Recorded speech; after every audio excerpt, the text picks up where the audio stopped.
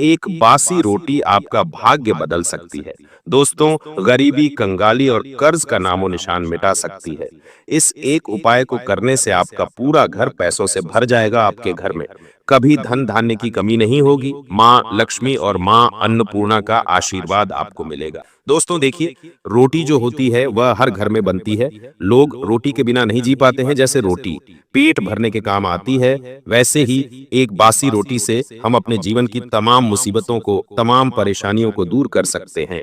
चाहे वह परेशानी कर्ज से संबंधित हो, चाहे वह परेशानी वास्तु दोष से संबंधित हो, चाहे वह परेशानी धन धान्य से संबंधित हो, सभी समस्या का समाधान केवल एक बासी रोटी है।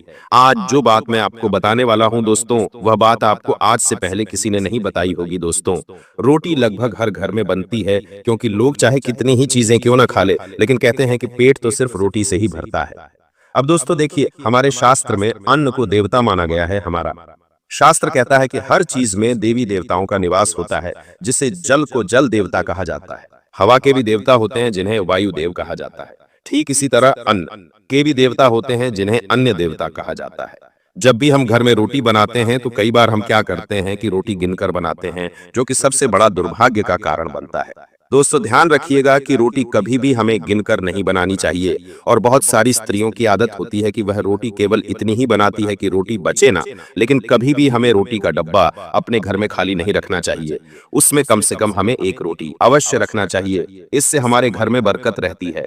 दोस्तों, बासी रोटी न केवल एक भोजन सामग्री है, बल्कि सही तरीके से अगर हम इसका उपयोग करें तो यह जीवन में सुख, शांति, समृद्धि और सौभाग्य ला सकती है। जी हाँ दोस्तों, बहुत सारे जातकों की कुंडली में कई तरह के दोष होते हैं। कोई आर्थिक तंगी से परेशान रहता है, कोई कर्ज से परेशान रहता है, किसी की घर गृहस्थी की दशा सही नहीं होती है। तो इन सभी चीजों का एक ही उपाय है, केवल एक बासी रोटी। दोस्तों ध्यान से सुनिएगा कि जब भी हम अपने घर में रोटी बनाते हैं तो रोटी बच जाती है। कुछ महिलाएं उन रोटी को सुखा देती हैं, कुछ महिलाएं उन रोटी का उपयोग करके खाने की कुछ चीजें बना लेती हैं, तो कुछ महिलाएं उन रोगियों को बहुत दिनों तक अपने पास रखती हैं, तो वह पास रखी हुई रोटी बासी हो जाती है। अब दोस्तों, वह रोटी जब किचन में पड़ी रहती है तो वह रोटी अपने अंदर किचन की सारी नकारात्मक शक्तियां को अवशोषित कर लेती है, जो घर में दुर्भाग्य का कारण बनती है। नकारात्मक ऊर्जाएं, नकारात्मक शक्तियां जो होती हैं, उस रोटी में समाहित हो जाती है। अब उस रोटी का हमें क्या करना चाहिए दोस्तों?